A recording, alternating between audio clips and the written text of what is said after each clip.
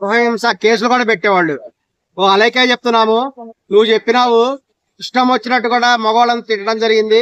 ఈ యొక్క నిరుద్యోగులైనటువంటి తెలంగాణ యువతని, తెలుగు యువతలందరికి కూడా ఒక బాణం గుచ్చినట్టు కూడా నీ కామెంట్స్ ఉన్నాయి. నువ్వు చెప్పినటువంటి మాటల వల్ల ఎందరో కూడా ఉద్యోగాలు లేక నిరుద్యోగులు అనేటువంటి వాళ్ళందరూ కూడా ఎంతో బాధపడ్డారు. ఆడవాళ్ళు అయితేనే మగవాళ్ళు అయితేనేమి అసలే పెళ్లి కాక ఇబ్బంది పడుతున్నారు తెలంగాణలో, తెలుగు రాష్ట్రాల ప్రజలు. పెళ్లి కాక ఇబ్బంది పడడానికి మెయిన్ కారణం ఏంటంటే తగినటువంటి ఆదాయం లేకపోవడమే. వీళ్ళు ఆదాయం లేక ఇబ్బంది పడుతుంటే నువ్వు అన్న మాటలు ఇంకా దాని మీద కారం మీద ఉప్పేసినట్టుగా, గాయం మీద ఉప్పేసినట్టు కూడా అయిపోయింది. ఖచ్చితంగా కూడా తీవ్రమైనటువంటి విషయాన్ని పైకి లేపినావు నువ్వు. ఎవరైతే నిన్ను అడగడం కూడా తప్పు కాదు, ఇష్టం వచ్చిన రేట్లకు అమ్ముతుంటే రేటు తగ్గమని అడిగారు, అది వాళ్ళకి హక్కు ఉంది. అటువంటిప్పుడు నువ్వు లంజవాడుగా నువ్వు ఎందుకు పోషిస్తావా, పిల్లాన్ని పోషించగలుగుతావా, నువ్వు గర్ల్ ఫ్రెండ్ పోషించగలుగుతావా అని నువ్వు ఎందుకు మాట్లాడావు? అది నీకు కరెక్ట్ కూడా అనిపిస్తుందా?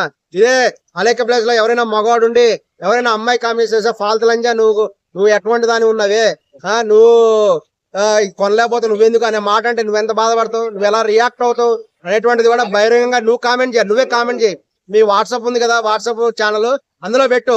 నీ ప్లేస్ లో మగవాడుండి అలైక్య నిన్నే అని ఉంటే అప్పుడు ఎలా రియాక్ట్ అయ్యేదానివి అనేటువంటిది కూడా చెప్పాలి బహిరంగంగా.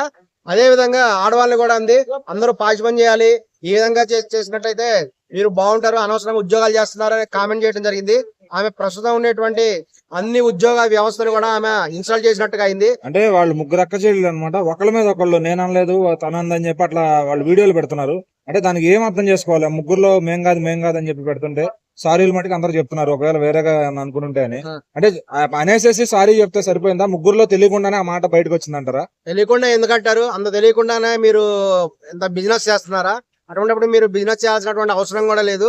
మీకు ఖచ్చితంగా చెప్తున్నాము, అలేఖ్య గారికి కానీ చిట్టి గారికి కానీ మేము కూడా ఆఫర్ ఇస్తున్నాము. ఇందాక కూడా నేను చెప్పాను, మీరు వేరే ఆడవాళ్ళని కూడా పాచిపని చేసుకొని బతకమన్నారు కదా, మీరు మా ఇంట్లో పాచిపని పోస్ట్ ఖాళీగా ఉంది, అలేఖ్యకి వెల్కమ్ చేస్తున్నాము, చిట్టికి వెల్కమ్ చేస్తున్నాము. మీరు మా ఇంట్లో వచ్చి పాచిపని చేసినట్టయితే నీకు నెలకు ₹1,00,000 శాలరీ ఇస్తాము. మీరు పచ్చళ్ళ బిజినెస్ చేసుకోవాల్సిన కర్మ కూడా లేదు. మీకు కూడా మంచి జీన్స్ ప్యాంట్లు అన్ని కూడా కొని పెడతాము. కాబట్టి మేమేం మీకు ఇన్స్టాల్ చేయట్లేదు, గౌరవంగానే చెప్తున్నాము. మా ఇంట్లో పాచిపని పోస్ట్ ఖాళీగా ఉంది, అలేఖ్య మోస్ట్ వెల్కమ్, చిట్టి మోస్ట్ వెల్కమ్. నీకు కూడా మీరు ముగ్గురు డిస్కషన్ చేసుకోండి. మీరు ముగ్గురులో ఎవరు మాట అని ఉంటే వాళ్ళకి ఫస్ట్ ఆఫర్ ఇస్తున్నాము, ఫస్ట్ వేకెన్సీ వాళ్ళకే ఫిల్ చేస్తాం. కాబట్టి అలేఖ్య గానీ చిట్టి గానీ ఇంకొక అమ్మాయి రమ్య అనుకుంటాను, మీరు ముగ్గురులో ఎవరు ఆ విధంగా మాట్లాడారు మీకే తెలియదట. మీరు ఎవరైతే అన్నారో చెప్పినట్లయితే మా ఇంట్లో పాచిపని ఉద్యోగానికి ఫస్ట్ మిమ్మల్ని సెలెక్ట్ చేస్తాను. ఖచ్చితంగా మీకు నెలకు ₹1,00,000 శాలరీ గ్యారంటీ, ఇన్సెంటివ్స్ కూడా ఇవ్వబడతాయి. సరే, ఇంత జరిగినాక వాళ్ళు ఏమన్నారంటే మమ్మల్ని ఇట్లా ఎందుకు ట్రోల్ చేస్తున్నారు, మేము కూడా బాధపడతాం కదా అనే యాంగిల్లో వాళ్ళు మాట్లాడుతున్నారు. దీన్ని ఎలా చూస్తారు? మీరు ఇక్కడ బాధపడ్డ మీరు వేరే వాళ్ళని బాధ పెట్టారు. మీరు మాట్లాడిన మాటలు, మీరు ముగ్గురు కొన్ని కోట్ల మంది యువతులను బాధ పెట్టారు. వాళ్ళ గుండె మండిపోయింది. ఎందుకంటే ప్రజెంట్ అసలే ఉద్యోగాలు లేవు. ఇంజనీరింగ్ చేసిన వాళ్ళు, ఎంసీఎంఏ పోస్ట్ గ్రాడ్యుయేట్ చేసిన వాళ్ళు రోడ్ల వెంబడి తిరుగుతున్నారు. చాలా మంది ఖాళీగా ఉన్నారు. వాళ్ళ యొక్క ఆర్థిక పరిస్థితి భయంకరమైన పరిస్థితులు ఉంది. వాళ్ళకి పెళ్లిళ్ళు కావట్లా. ఇంకొంతమంది పెద్ద పెద్ద చదువులు చదివి చిన్న ఉద్యోగాలు చేస్తున్నారు, తక్కువ శాలరీకి చేస్తున్నారు. ఆ విషయం వాళ్ళకి కూడా తెలుసు. కానీ ఏం చేయాలి, తప్పనిసరి పరిస్థితుల్లో చేస్తున్నారు. ఇటువంటి ఇంకా ఆడవాళ్ళ సంగతి ఇంకా చెప్పక్కర్లేదు. చాలా మంది కూడా పెద్ద చదువులు చదివి ఇంట్లో ఉంటున్నారు. కొంతమంది అయితే ఇక చిన్న ఉద్యోగాలు చేస్తున్నారు. అటువంటిప్పుడు ఇంతమందిని యొక్క బాధ నీకు తగిలింది. వీళ్ళందరినీ కూడా నువ్వు నీ యొక్క మాటల ద్వారా బాధ పెట్టినావు. వీళ్ళందరినీ పెట్టుకొని తక్కువ శాలరీ చేసేటువంటి వాళ్ళ నువ్వు ఇన్సల్ట్ చేసినావు కదా.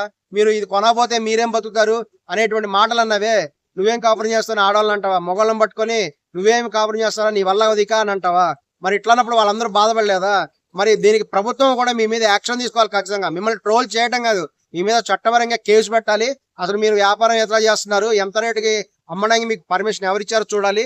ఖచ్చితంగా కూడా చట్టపరమైనటువంటి చర్యలు కూడా తీసుకోవడం జరుగుతుంది మీ మీద. ఓకే అండి, థ్యాంక్ యూ.